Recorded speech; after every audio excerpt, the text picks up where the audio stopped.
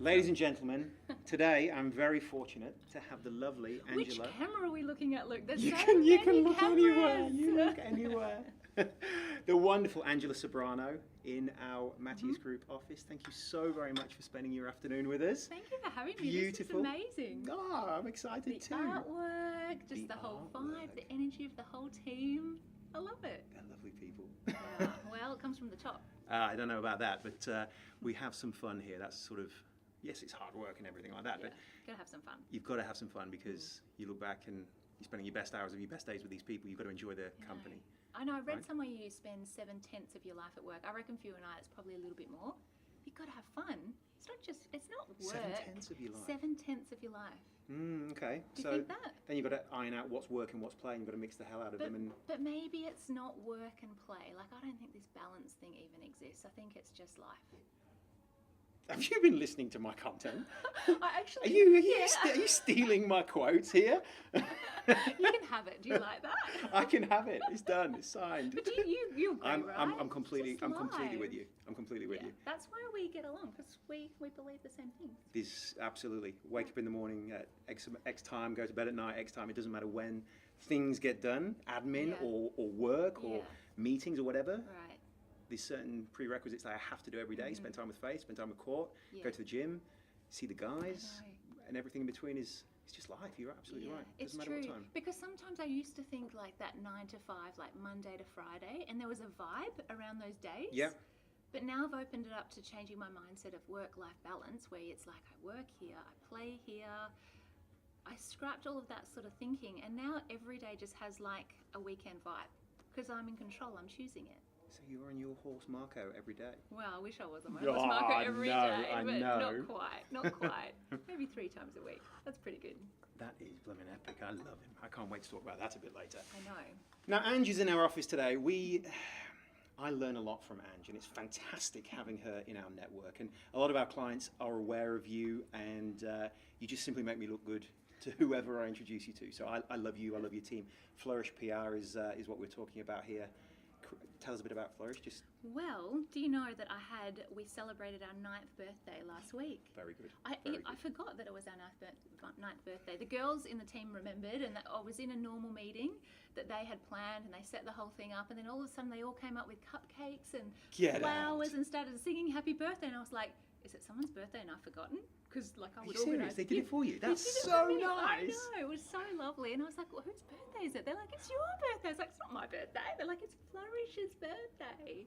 So that was pretty cool. 9 years in business. And you genuinely didn't know? I had no idea. That would have bowled you over. I know. That would have blown you LinkedIn away, told right? me the next day, because it comes up with your work anniversary. I was like, wow, they were so on it. So on it. Yeah, so 9 years in business. Yes. And we started out mostly doing celebrity and entertainment when we first started, because that was my background. Yep. I worked at Sony Music for 10 years in the PR department, working with lots of amazing people and celebrities and artists and brand. It was the best training ground I could have ever had. It was amazing. And then I went out on my own and started my own business, and we started doing music and bands and big festivals, and then I got a little bit bored of just doing that, because Yep. Australia really is a small market for PR. There's only so many journalists in certain sectors of industries, and so we decided to go out, and so now we do PR for not only music and entertainment and art clients, but also health and technology and finance. We worked on a client before in the finance industry. Property. I love property, not for profit as well. We don't really subscribe to the fact that as an agency you have to work in one industry. Yep. I think that's very limiting, especially in Australia, because the approach is always the same. The way I create a strategy, a PR strategy, social media strategy, it's the same elements. The story obviously changed, the audience changes, who you're speaking to, what you're saying. Yep. All those elements change, but the way I go about it, my IP that I've created, it's the same process. Yeah. And sometimes it's better to come fresh into an industry that you haven't worked before, because that's when innovation happens, because you come in with fresh ideas, a fresh approach. Hey, have you thought about this? No, we haven't. Well, I did this over here in the tech industry. Maybe that will work for the music industry. because it's not the norm at the It's not the moment. norm, So yeah. you come in and disrupt things and, Yeah. and throw in a few curveballs, Yeah. and people get uncomfortable, I dare say. They do, yeah. And there's a few, there's a few people from the old school way that go, no, you can't do that. You got to specialize in one industry. It's like, well, says who? Because that's how it was always done. Yeah, Well, yeah. I think maybe we should mix it up a little bit. Why has that changed? Why has that changed? Why has the old school approach changed? Yeah, what's changed into you're being able to go into other sectors? Because I guess social media growth has had a massive. I think the way traditional media has worked has kind of changed over time. So I think traditionally you would have one journalist who is the property writer, and they just write about property or real estate. But these days, with how kind of the whole industry has changed, and there's been a lot of redundancies in media, we read about that all the time. And now that one journalist is now not only the real estate or property writer, they're now going out to the comedy festival and reviewing comedy shows. Yeah, okay. So they're wearing so many different hats. So if the journalists or the media outlets are wearing lots of different hats because the industry is shrinking in traditional media terms, then we need to wear lots of different hats too. And then of course social media, that's just changed the game completely. And influencers like yourself, Luke, you're an influencer. We Very would small, know you're an proud. influencer, absolutely, you've got great engagement. And that's an Australian thing, we talk ourselves down. Why do we do that? You shouldn't do that. I think that's the English in me.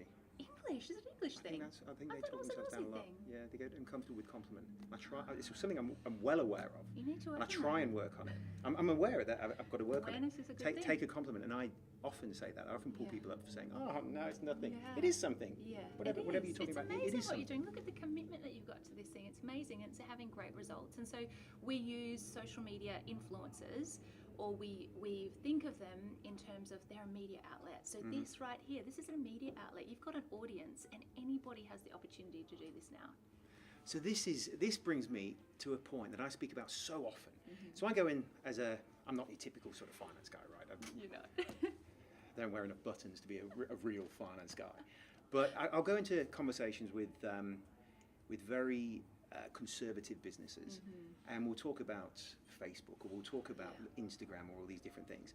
And the immediate reaction from so many is that, oh, that's for the kids, or what my clients aren't on Facebook or aren't on Instagram and things like that. Yeah. What are your thoughts on when you hear that? Because you would have heard it many a time I as hear well. it all the time when we say, okay, what's your social media plan? And people will look at us blankly. They Yeah. haven't even thought about it. And I'm like, are you crazy? Yeah.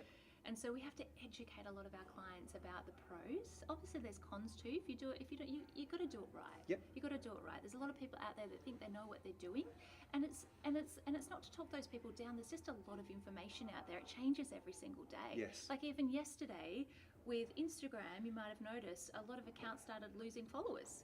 So, and I was like, oh, because we handle a lot of social media accounts, I'm like, why have they just lost 100 followers? Did they say something that people didn't like and people are unfollowing? And then we noticed this trend across lots of different accounts that people were starting to lose all these followers. Apparently Shane Warne lost 35,000 followers, I read in the paper. Right. So basically, I think Instagram sort of changed their process, and they were getting rid of all the bots. So when you're on your feed and you might put a post up and someone says, great post. Thumbs up from me. Great, yeah. Yeah. Great Follow me content, back. like just really random. And it's Yeah, like, yeah. it's obviously not a person. A bot is kind of Yes. communicating. So I think Facebook kind of wanted to get rid of all of that. Fantastic. Which is great, which Yeah. means that you'll have better engagement now because the algorithm favors accounts that has good engagement and good comments and people interacting with each other. Social media is trying to be more social, and that's a great thing. But yeah, we do get a lot of resistance from it. I think slowly that's starting to change, and I think when we can back it up with stats and facts and data, that's when we have a really good argument on our case. So if you go into an engineering firm or something like that, and it's or a sheet metal company, are these still PRable businesses? 100%. Every single business, totally PRable, because everyone has a story. Everyone has a story and everyone has an audience. If you're selling product to someone, you have an audience, right? You have a need. You create a business because you identify that there's a problem out there and you invent a business to solve that problem. And people want to buy products that solves that problem. You've got an audience. As long as you've got an audience or a niche market, which every business does, or you wouldn't be in business, Of course. then you are PRable. You are PRable. I You like that. are PRable. Everyone is PRable. And I'll even say that not just businesses, people are PRable. Like everyone in this office should start thinking about, their personal brand. Personal brand. Tell us more about this. What does this mean? Personal brand. So, how you think of yourself as, like, if you were a brand, what would you be? And then you need to abide The Rock. The Rock. Just Google him if you haven't heard of him. You are That's The my Rock. You personal are. brand. 100%. So then you need That's to an start. open invite, Rock. Right? Can there we you sit go. in front of the art? Yes, I know. You should. And you'll be back in here. Sorry. I would actually. I would. But you've got to think about yourselves. Okay, well, how would that brand act? How would they talk? What's the tone? What are the things that they would live by? What are the things that they wouldn't do? What would they do? And you've got to, present yourself as a brand, basically. So if you would find this when people apply for a job, the first thing I do is look at their social media. So if I'm looking on their account and, I see Jackie's, actually I won't say Jackie because Jackie works for us and she'll think I'm talking about her. So let's not use Jackie as an example. Let's use... She's busy wiping up her Facebook right now. Yeah, Getting rid of all the exactly. bad photos. Delete, block everyone, make it a private account. So say Simone. Say Simone has come for a job interview. Yeah. The first thing I do is look at her social media. If she's got pretty foul language, or she's got photos and she's half naked on her account, which a lot of young girls are, I don't know why they do this, and she's got content on there saying, hanging out with my bitches on a Saturday night getting drunk, maybe that's not someone I want to employ. So maybe Simone needs to look at her personal brand, and everything that you do is out there in the public domain. Nothing's really private. Can't be. So you've got to think about these things. Yeah. Everyone's always on show. We're like a walking TV show, and people will judge you. That's how we're human. We've got to think about these things. So how do they know how to do this? So let's say a business owner, and they need to clean up their own social media because if someone comes to my business and looks at me, I don't have these bad things all over my social media. Where do you get to know this stuff? Well, you don't have bad things on your social media because you're not a bad person. Well, that's a lovely thing to say. So people need to look at themselves first, I think. And Gary V, we watch a lot of Gary V stuff. Old mate Gary V. He always says it's just exposing people. Yeah. Like it really is just exposing people. So you can go around and be a bit of a dick. Yeah. And you do that in real life, and people talk. They go, "That guy, I don't like doing business with him. He's a bit of a dick." Okay. But then, if you're a dick on social media, eventually the mask is going to fall off, and that's actually going to come out. So it's just about self-awareness and looking at, okay, who am I as a person? What do I do great? Where are the things I need to work on? It's just being self-aware. And let's double down in those strengths as opposed to putting themselves on show for everybody. That's right. Like, get really honest with yourself. Ask the people around you that care, like, what do I do really well? Where am I really annoying? How can I get better as a human? Work on yourself first, on your personal brand and in your personal life. Yeah, so work on yourself first and then look at that as a brand. Yeah, okay. So when because you're media training, you're making people, giving them the ability to be able to put out their content, their story, their life, their personal self. Yeah. Whether that's for personal or whether it's for business or a mixture of both as life. Yes. Where do you start? Is that a difficult conversation to have? I mean, it's usually done in a very casual environment. Yep. Really, like, so in our office we have a beautiful couch set up. There's lots of lovely fresh flowers. There's candles burning. Very similar vibe to what you've got going on here because it makes people feel comfortable. And so you want people to come in, and we want to know warts and all. So when we start working with a client, I want to know, okay, let's talk about your story. Like, where have you been? Where have you come from? What inspired you to start this business? Yep. And most people have a beautiful story as to how they started, because if you go out on your own, you start a business for a reason. We know it's so hard. There's a reason, there's a purpose why you do it.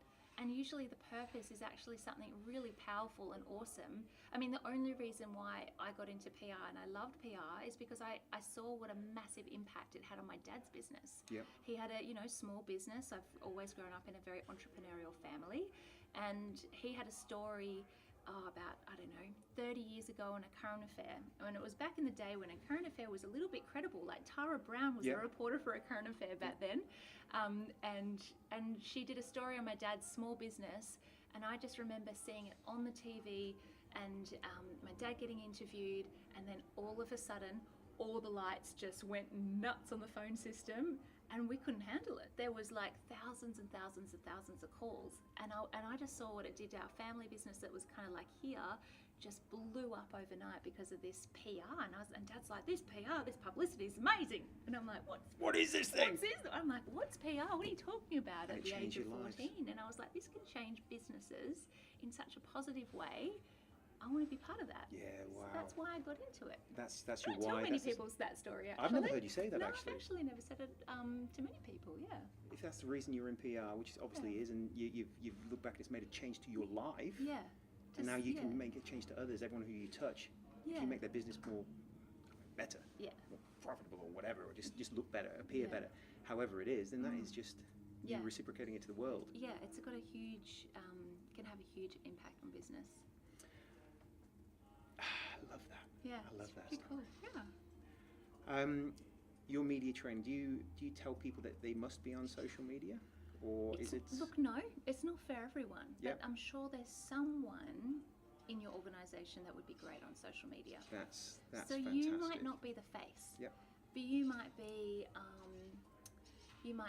the strategy or the behind the scenes person. That's okay. Everyone doesn't have to be on social media, but your business should be on social media, Yep. and you should find the right people to be your spokespeople. Yes. Okay. And it can be internal staff that work very closely with you, so you'll understand kind of, what the key messages are. You want to make sure that everyone in the organisation is very clear on what the purpose of the business is, what those key messages are, and then once you find the key messages, how do we back it up? Because it's all very good and well for people to say, this is what we do, this is what we stand for, and I always say, okay, how do you prove that? Yeah. What are some stats and facts to kind of back up your key message, and then what's the story or case study that we can attach to that key message to really bring it home? So I always say, look at the key message, look at a stat and fact to back up that key message of what you're saying, and then let's look at a story as to how it really demonstrates how you're playing out in real life those key messages. Key messages, business, people. Yeah.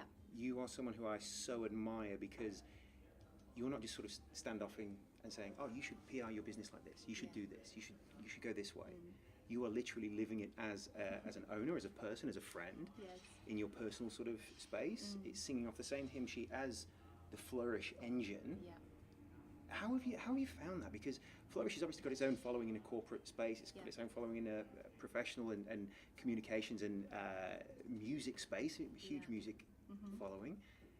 Yet your story is always perfect. It's always together. You can tell you are the head of or the leader of Flourish, and you do lead by example. How have you managed that? Yeah, look, it wasn't an easy transition because, again, the PR industry, it's an old industry built on old school models, and I've upset a lot of people along the way by being the PR person that's... You can't upset anyone. You're too nice. Just smile and Stop it'll be it. okay. Well, I think I've just ruffled a few feathers along the way of kind of putting myself out there and, doing video. Like, I walk around with my own vlog camera following me wherever I go. And I document my life because I want to lead by example. And if I'm teaching clients how to do it, then I kind of want to practice what I preach. And I think it's the best way to learn. The only reason why I know YouTube so well, and I really understand like the attention to detail that is required to make something popular on YouTube or in video content or on social media, is because we're living and breathing it every day. Like, and you kind of testing and trialing the whole time. No one really has the perfect formula for social media of what's going to work. You just go, okay, let's... It changes. Yeah, it changes every day, right? Yeah. So you just tweak and test and tweak and go, oh, that's a sweet spot, that works. If it works for us, let's roll this out with some clients. And then like I'm making my mistakes on me and my personal kind of following, I guess, or my personal channels, and then I'm perfecting it. Like I'm actually doing it by perfection, or trying to do it in a perfect world for our clients. So I'm the kind of tester. Yep. And then I see what works on myself. My client shouldn't have to be paying me to test out, things on them. So I think, there's What another... a comment that is. My client shouldn't pay me for testing things on them. But they do. Like I see other agencies where there are social media experts, and you look on their page and they've got 300 followers. I'm like, how are you experts? You're not practicing what you preach. So I upset people because I say things like that. Or I'll say to an old school publicist, they'll say to me, why do you get yourself in front of the camera? Why do you do that? Because I want to know what it's like. I'm a nervous person. I'm a highly anxious person. Most So PR many people are. won't have heard this or even considered that you would be anxious in front of a camera. Yeah, totally. Very anxious. Even now, like I know that I've gone red, I blush, but that's what I do. But you know, I embrace it. I'm aware of it. But it's not going to stop me from doing what I want to do because I actually just love it. You got to push through that barrier, you know? I love it. I You love just it. have Being to comfortable with your Yeah. uncomfortableness. I know I'm uncomfortable, but that's okay because I'm growing. You Yeah. know what I mean? And so when you're a little bit uncomfortable and going, oh, I know I'm blushing, I feel a little sweaty, the heart's racing. What's good? Because I'm uncomfortable. And then It's when you good. sit in front of John or Sue, the director of a big business, Yes. and they assume you are just a natural at this, you don't need to. You just do things, right? Yeah, that's right. Absolutely not. Like, yeah, you have That to. allows you to really get on the same. And then I same can page. understand. So when we're doing media training, I know what they're going through because I'm like, you're feeling quite uncomfortable now. Your heart's starting to race. You're a little bit shaky. Like your mind's racing, and they're like, yeah, how do you know? I'm like, because I've been there. I know. And so I think it's very hard for old school PR people to kind of roll out strategies or tell clients to do this, do that when they haven't done it themselves. Yeah. It's not fair. It's not fair to do that to your clients. It's a new way of looking at it, and not everyone in the industry likes it because I think it's a bit dangerous. I'm a bit of a threat. Bring it on. It's a bit naughty. I love it. Do you feel a pressure on your reach? So you've got a massive social reach. I've got good engagement. Good engagement. Good I don't care if engagement. you've got millions and millions of Yeah. followers or anything like that, but you have a voice, and you're a person. You're a key person of industry, and you're very clever because you're just being you out there. Yeah. Do you feel a pressure to be someone else that you're not? Not really, because my husband would never allow me to be someone that I'm not on social media. Yeah. So Phil, who's our creative director at Flourish, he's probably my grounding force. Could not do it without him. Like, he honestly brings me back down to earth because I have an ego for sure. You don't sit in front of a camera if you So don't does have Phil. Hang on a minute. So does Phil. He's not escaping yeah, right here. Yeah, he definitely has an ego. Absolutely. But you don't put yourself out there on social media if you don't have an ego. Okay. I don't think you got to have a healthy. I wholly agree. Do you know what I mean? I wholly agree. I don't think there's anything wrong with that. It's okay. It's Embrace okay. it. It's okay. And so he's my sounding board as well. Like, if I'm doing something, he's like, "That was your fake voice. Why are you doing that?" Like, I do an Insta story or whatever in the car on the way to work. He's like, "Are you going to post that?" I was like, "Oh, I was going to." He's like, "That was such a fake. That was fake. That was phone voice, Ange." I'm like, "All right, gosh," you know. So yeah, he won't let me get And away with that. Ceberano speaking. Good afternoon. That's exactly it. He's like, just be real. So over the years, he's really trained me because he's brilliant. He's our practical coach, I guess, when Yeah. we do media training. Yeah. So he's really good with people in front of a camera, in front of a microphone. He's lived out his whole life on a stage for the last, 40 odd years. So he's Mr. Natural. He He's the is. exact same person he's on stage as in real life. Yeah, he really is. He's living his whole brand as just like he's the walking. He doesn't change. Like, even when he gets home and he's cranky, he's still the same guy that's on stage. So I think I've learnt through him because I think in the PR world you are very, you're very good at putting on the mask. And look, sometimes you have to. Yes, yeah. You have yeah. to in business Yeah. because that's the other thing. People will say, just be yourself. Sometimes I can't just be myself because I might be in a really bad mood. And I can't go into a meeting and go, "You're all assholes. I don't want to be here. I just want to be off riding my horse."